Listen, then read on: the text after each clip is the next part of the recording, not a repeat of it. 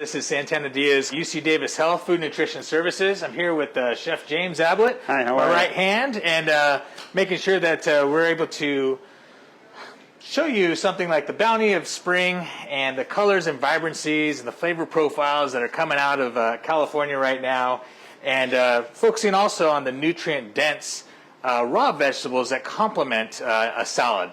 We're going to go into something like we're going to talk about the vinaigrette. We have a chickpea cake that we're going to sear. Chef James is going to go into making an English pea hummus, right, to top off the chickpea cake, and really kind of show you how you can put this together at home with some of the recipes that are attached there online, as well as watching us kind of walk through the process here. So one of the things we're going to start off with is we roasted off some red beets. These red beets are from Bea Farms here in California. We did something simple. The thing about food right now is not to get too complicated. I like to say keep it simple. So a little bit of olive oil, salt and pepper, roasted them at 350 degrees in the oven for about 15 minutes. And what we could do, you could leave them like this. You know, we just dice them. Or what we're going to do is we're going to puree them. And you can see the color of what's going to end up of this puree that we do. So we're going to take your immersion blender that you have, say, at home, add a little bit of dressing to it. And you can see it's already starting to bleed a little bit into the from the beets. And we're going to puree these. And so this is going to be the base part, which will be the first part as we build this salad. So as I puree this, I'm going to go ahead and have Chef James talk about the pea hummus, the English pea hummus. So as spring starts to come along, we really start to think of peas, asparagus, but to work off the flavors that Chef Santana has put together with the chickpea cake, I thought a nice pea hummus would be kind of fun. So what we'll do is we'll just take these peas, we blanch these real quick for about 1.5 minutes in boiling water, a little bit of mint, salt, cumin, and coriander. Touch of lemon juice. And we're just going to pulse these real gently in the Roboco just to get a paste going. Alright, so you end up with a nice little meal. Scrape it down real quick. And then we're going to emulsify in the last of our oil here.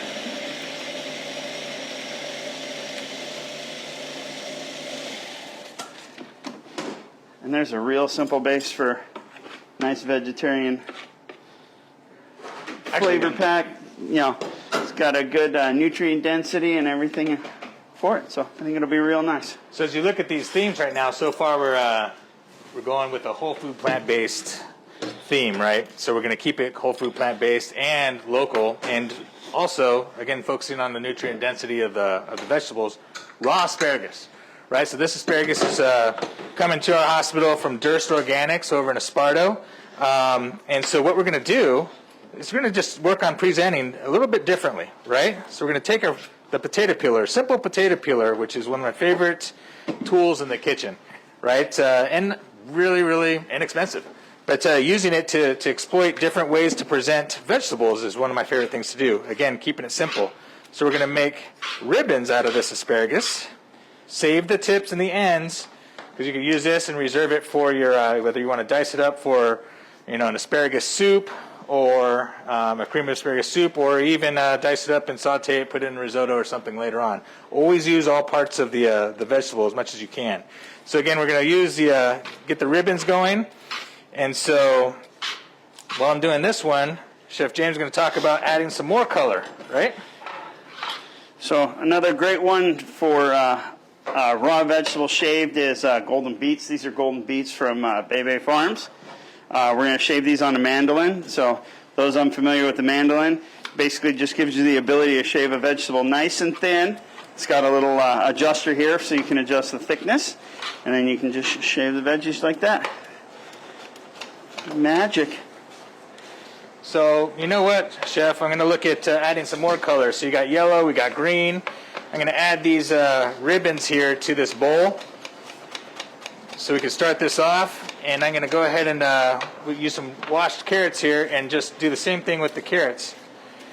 And so if we go get some nice thick ribbons. And so these ribbons here are going to add some nice cruels and everything else. So I'm going to pass this over for those beets. So a great way to get a lot of flavor as well as some pliability out of your vegetables, give you some good textures, is one of the things we'll do is we'll marinate these about a half an hour before you start dinner. We'll just give those a quick toss in the vinaigrette. It's going to give you good flavor. It's going to give you some pliability. A little marinade never hurt. And I think it'll give a nice texture contrast to the chickpea cake that we're about to sear up here.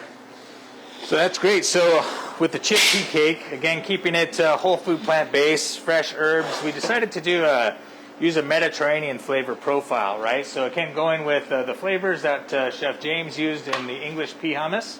Hummus we say because there isn't any tahini or chickpeas in that. But we took the chickpea cake, and so we're going to just sear this on our induction burner here.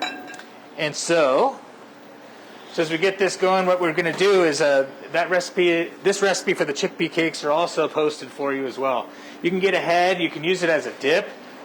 We form the cakes using about 4-ounce size portions, and you can do this ahead of time and then actually cook it and serve it, right before you're going to serve the salad, right? So you can literally get ahead on these. We go through hundreds of these a day through our patient care and also through our retail spaces. So this was on a menu, and I believe, Chef James, you recall how many of these we were going through a week? We'd sell about 300 to 400 of those a week.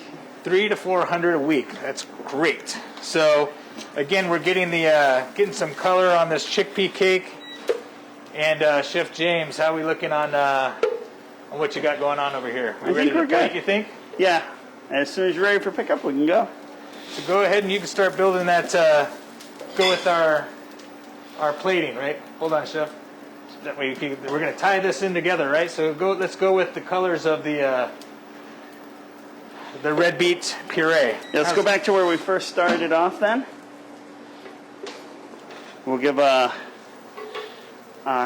quick paint to this plate. Just give it a nice fuchsia color. One quick drag through. And then we have some mosh, some local mosh from Fresh Origins. And we're just going to toss it really gently. We don't want this to start to break down. We just want to give it a quick toss. And we're just going to kind of pack that right in the center of that plate, like so.